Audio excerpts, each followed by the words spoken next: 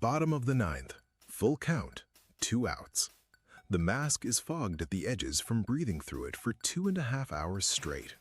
The shin guards are strapped onto legs that have already absorbed something like 4,000 baseballs since spring training started. Fouls off the dirt, backswings to the kneecap, a stray bat that got away from someone in April and is still, somehow, remembered. In about half a second, the man crouched behind home plate has to call a pitch, receive it without flinching, and quietly convince a human umpire that physics bent slightly in his team's favor. 40,000 people are watching him do this. None of them are thinking about how he got here. Here's the part nobody mentions on the broadcast. That crouch is not one job. It is the top rung of a 7-rung ladder, and most men who ever strap on that gear professionally will retire without ever reaching rung 6. Some will spend an entire career on rung 1 and call it a privilege. 2 men can wear the exact same chest protector, the same team logo, the same scuffed-up shin guards, and stand on opposite ends of a salary gap wider than some entire front office payrolls. From the upper deck, through a pair of binoculars, they look completely identical. So let's climb the ladder from the bottom, because the view changes completely depending on where your knees are bent. 5:30 p.m. The stadium is 2/3 empty. Ushers are still setting up ropes. The national anthem is more than an hour away, and a fully grown man in complete catching gear has already taken 200 pitches off his glove hand for an audience of exactly nobody. This is the bullpen catcher, and his job description, if it existed in writing, would read like a riddle. Absorb baseballs thrown by professionals at close range, repeatedly, on purpose, forever, and never once appear in the box score. He is officially listed as part of the coaching staff. He travels with the team, he sets up the pitching machines before the coaches even arrive, and depending on the market and the front office's generosity, his salary averages somewhere in the neighborhood of $90,000 a year. A respectable money for a normal job, and an almost insulting number next to the arm he's catching, which might be owed 9 figures over the next several seasons. So why does anyone sign up for a position with a ceiling that low? Because, for most of these men, this is the last room left in professional baseball with their names still on the door. They played. They topped out somewhere in the minors or briefly in the majors, and the alternative to this crouch was a desk, a sales job, a normal life with normal knees. They picked the crouch instead. The catcher's mitt doesn't care that the box score never will. By the time the actual game starts, his job is technically done for the night. Except it isn't, because there's a middle reliever warming up in the 7th who needs 40 more pitches caught in real time in full gear while the stadium roars about something happening 60 feet away that has nothing to do with him. He'll watch the 9th inning from the bullpen bench, completely sweat-soaked, having thrown or caught more pitches that day than anyone currently on the field, and his name will not be mentioned once. One tier up, and somehow even more invisible, sits a player who is technically employed and practically a rumor. He doesn't get a locker with his name engraved into it. He gets a nameplate that slides in and out of a slot depending on who got optioned to the minors that morning. He takes early batting practice when nobody's in the stands. He stretches. He charts pitches from the dugout. He has not appeared in a major league game in well over a year, and there's a real chance he never will again. Then, in the 4th inning of a random Tuesday, a foul tip catches the starting catcher's throwing hand at a bad angle, and suddenly 30,000 people are watching a man play catch on a major league field for the first time in 14 months.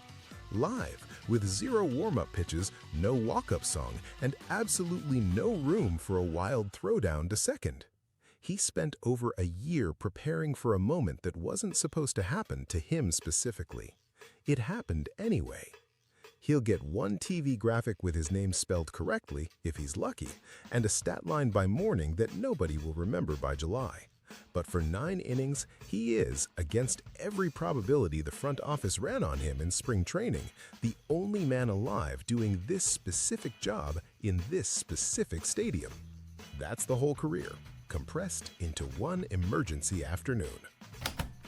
This is the first rung on the ladder where a man actually expects to play, just not very often and almost never on his own schedule.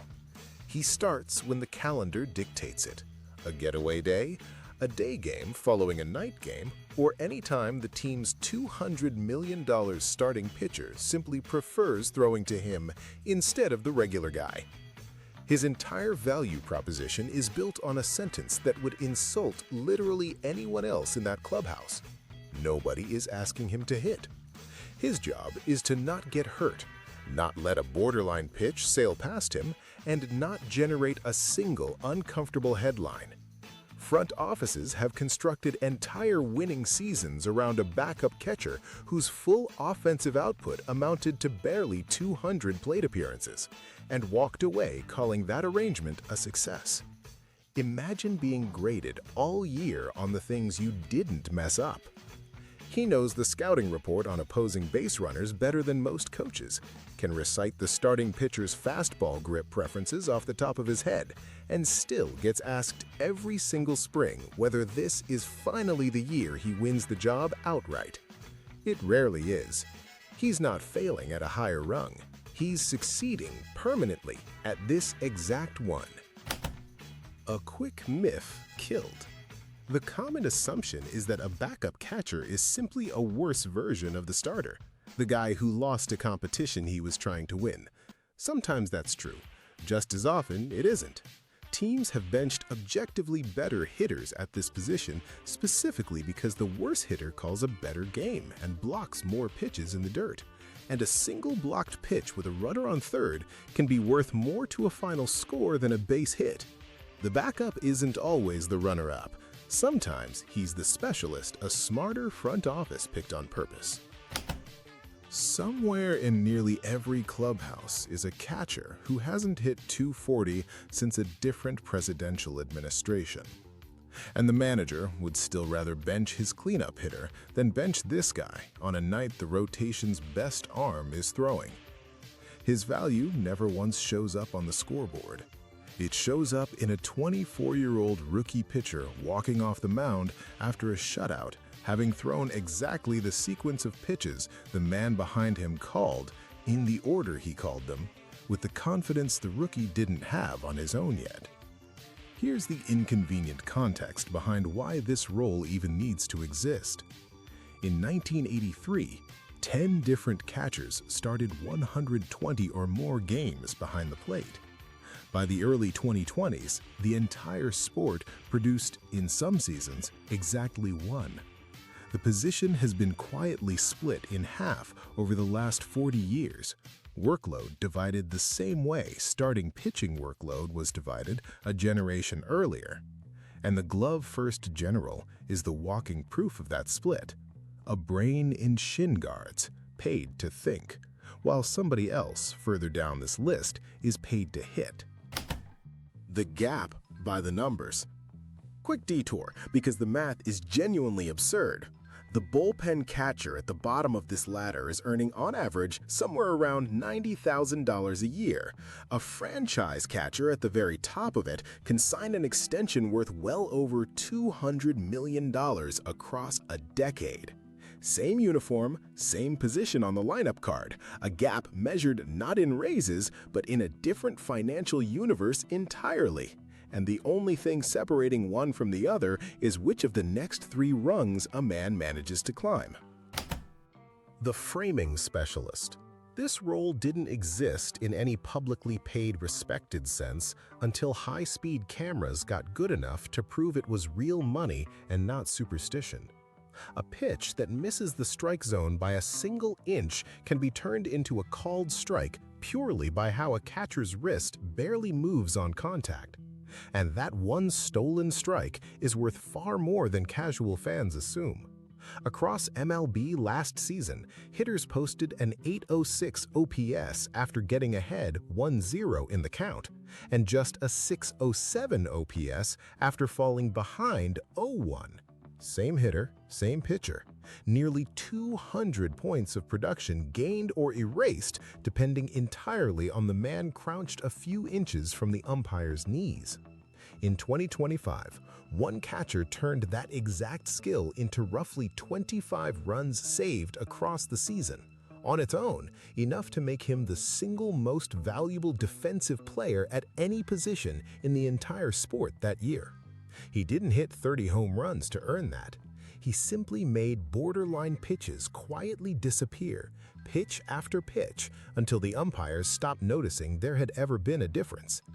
The all-time single-season record for this skill sits north of 30 runs saved, set by a catcher who is now, fittingly, running a front office instead of squatting in one. It's a strange kind of fame.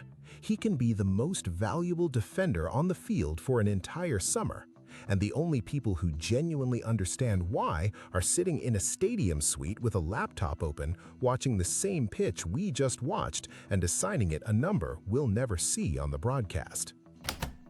Remember the catcher from Rung 4's statistic? The lone man who started 120-plus games in a given recent season? He's standing right here.